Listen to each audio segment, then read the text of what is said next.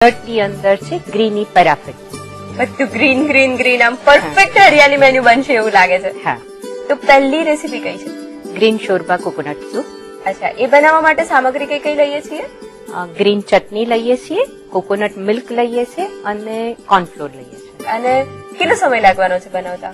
જો આ તૈયારી થઈ ગઈ હોય તો 5 જ મિનિટ. એ તૈયારીમાં શું કરવાનું છે?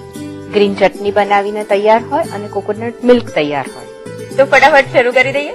ચોક્કસ. 1 ચમચી જેટલું ઘી લઈએ છીએ, 3 તેજ પત્તા નાખીએ છીએ અને 1 ચમચી જેટલું જીરું નાખીએ છીએ.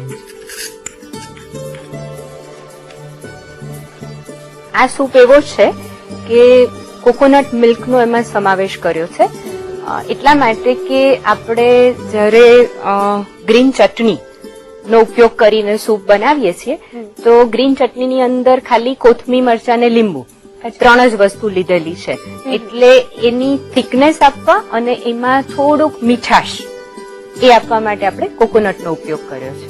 બરાબર. જીરાનો કલર બદલાઈ ગયો છે એટલે જે ચટણી બનાવી છે એની અંદર એડ કરીએ છીએ.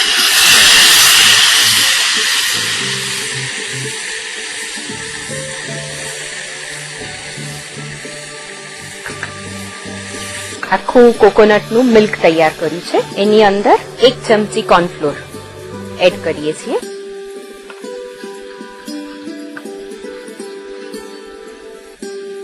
એને આની અંદર એડ કરીએ છીએ.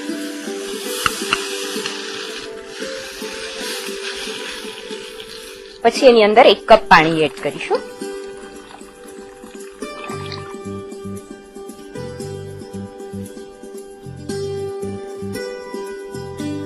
આ મિશ્રણને કેટલી વાર માટે ગરમ કરીએ છીએ?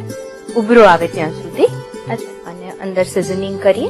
મીઠું નાખીએ, 1/2 ચમચી જેટલું મીઠું, 1/2 ચમચી મરી.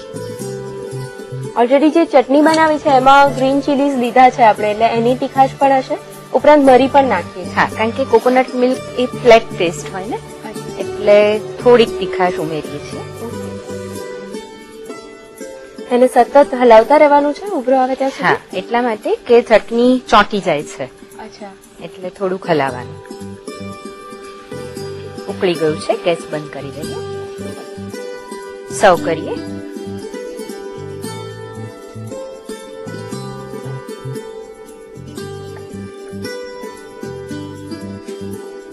એના ઉપર ફ્રેશ કોકોનટ ગાર્નિશિંગ માટે નાખીશું. હરિયાળી મેનુની હેલ્ધી આઇટમ, ફર્સ્ટ આઇટમ એટલે કે ગ્રીન શોરબા કોકોનટ સૂપ તૈયાર છે. એને ચટણીવાલા બ્રેડ સાથે આપણે સર્વ કરીએ છીએ.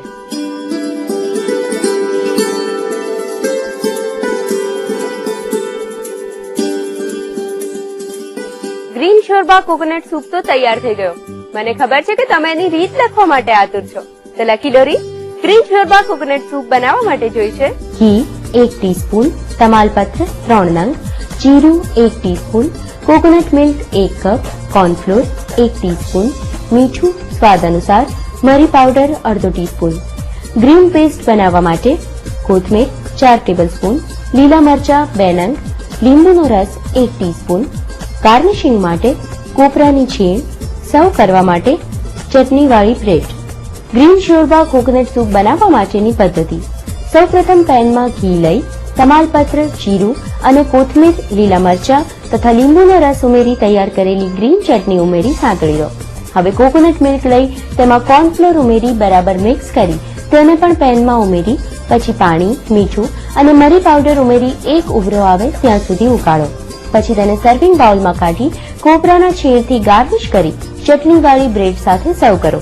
તો તૈયાર છે ગ્રીન શોરબા કોકોનટ સૂપ.